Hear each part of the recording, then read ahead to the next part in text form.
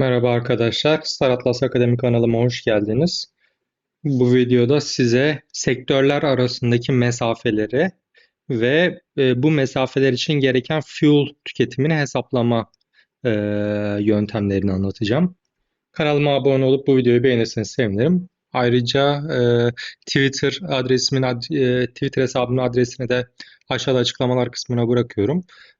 Buna ilave olarak da %10 indirimli gemi alma linkini de gene açıklamalar kısmından bulabilirsiniz.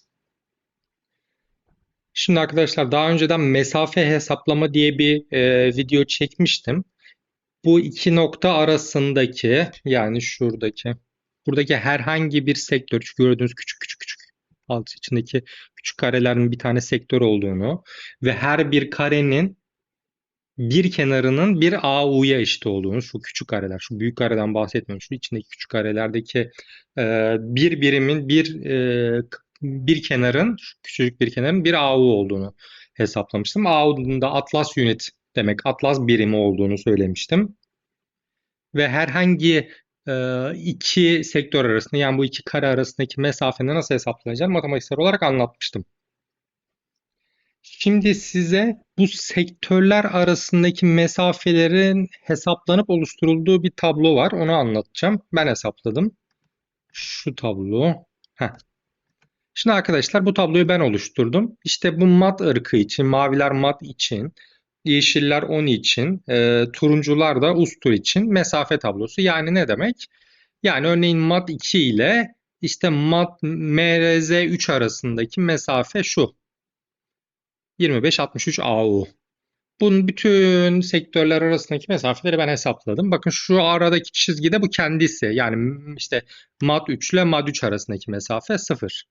Bu tabloyu belki biraz yaşı büyük olanlar şuradan hatırlarlar arkadaşlar. Bakın şu bizim Türkiye'mizin haritası. Bakın şu sol aşağıda da iller arasındaki mesafe tablosu vardır. Şuna tıklayayım şöyle.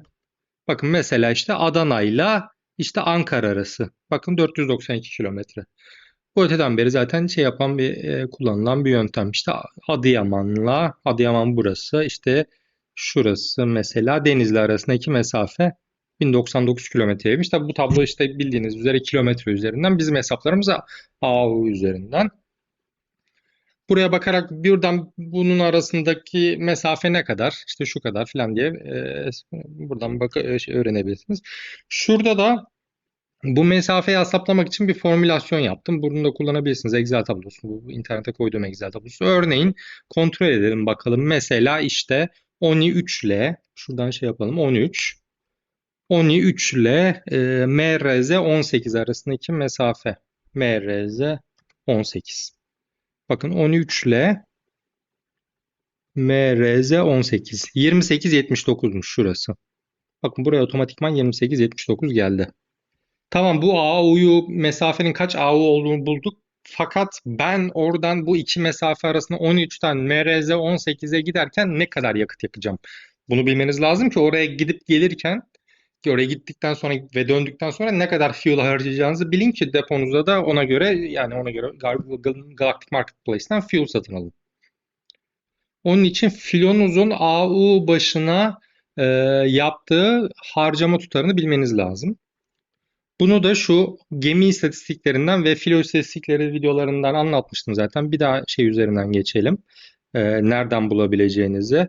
Bakın şunlar benim filolarım. Ona tıklıyorum, filoma gidiyorum. Tamam. Filom şurada. İşte gelelim, deneme filosu 1'di bu. İşte fleet stats, bakın burada fleet istatistikleri. Ee, bakın şurada yazıyor. Subwarp fuel consumption rate. Yani benim bu filom 1 AU başına subwarp yaparken 9,4 AU harcıyordu. Warp yaparken de bu filom 34,25. Bunu ben manuel elle hesaplama yöntemlerinde önceki videolarda anlatmıştım ama ben hesaplayamam kardeşim derseniz de burada uygulama zaten sizin için hesaplıyor.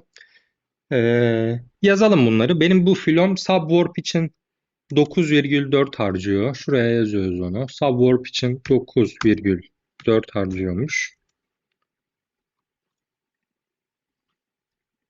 Warp için de 34,25.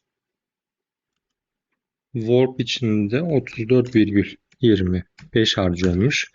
Bu Warp'la Subwarp arasındaki farkı bir daha tekrar edeyim isterseniz. Warp daha hızlı gidiyor, Subwarp daha yavaş gidiyor. Fakat Warp daha pahalı, Subwarp daha ucuz.